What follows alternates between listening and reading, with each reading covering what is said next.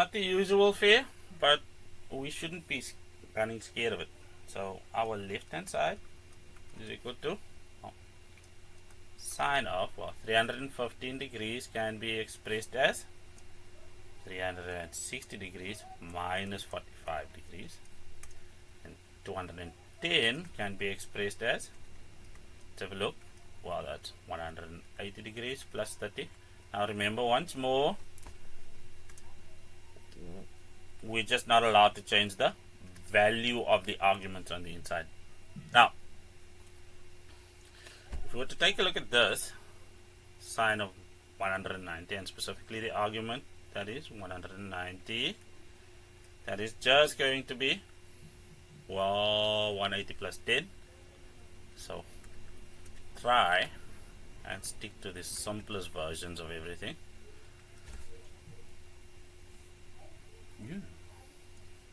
Try it. I'm ambivalent about whether I like using that. Well, cosine of 100, that's just going to be cosine of 180 degrees minus 80. And then we have sine of 180 minus 60. I think we're ready to perform our reductions.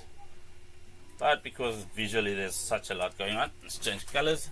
Well, sine is negative in the fourth quadrant, so we'll have negative sine of 45.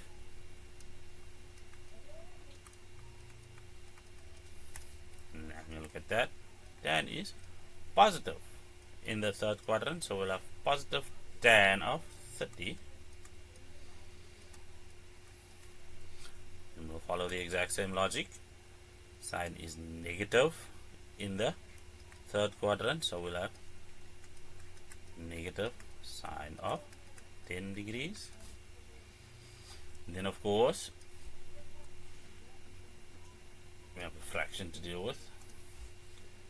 Then cosine is negative in the second quadrant, so we'll have negative cosine of 80 degrees. Then sine is positive in the second quadrant, which means we'll have positive sine of 60 degrees.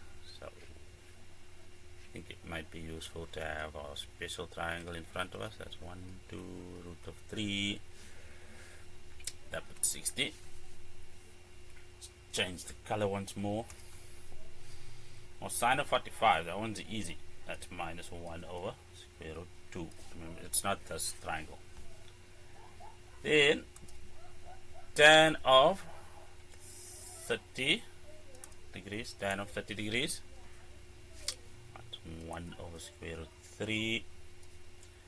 Now we have a 10 degree angle over here and we have an 80 degree angle over there, so I'm going to change that into sine of negative sine of 90 degrees minus 80 degrees. So I'm not changing the value of the 10, just keeping it as is. So negative cosine of 80 stays the same because I'm about to change the argument at the top. And then sine of 60 degrees, well, that's square root 3 over 2. So over here we can take care of that positive and that positive. And then what are we left with? Square root 3 and square root 2, that's just going to be 1 over square root 6 for now. Then we have this negative. This then becomes, the co-function of sine is cosine. Now we can stick with that argument of 80 degrees, and then at the bottom we also have a cosine of 80 degrees. And that is multiplied by the square root of 3 over 2. So over there we'll have 1. And if we change our colors, we can probably deal with all of this in a bit more visual fidelity. Orange. So minus 1. Well, I can go back to this being square root 2 times the square root of 3, then multiplied by 2 divided by the square root of 3. Remember, we have to reciprocate. So all of this just gives us, well, let's let's see what this gives us. So then we'll be left with the square root of 2 over there. So that'll be the square root of 2 over square root 3 times the square root of 3 is just 3. So square root 2 over 3 looks like the best answer we can give. And of course, remember it's negative. And then from there, you shouldn't be surprised because it's equal to the right hand side.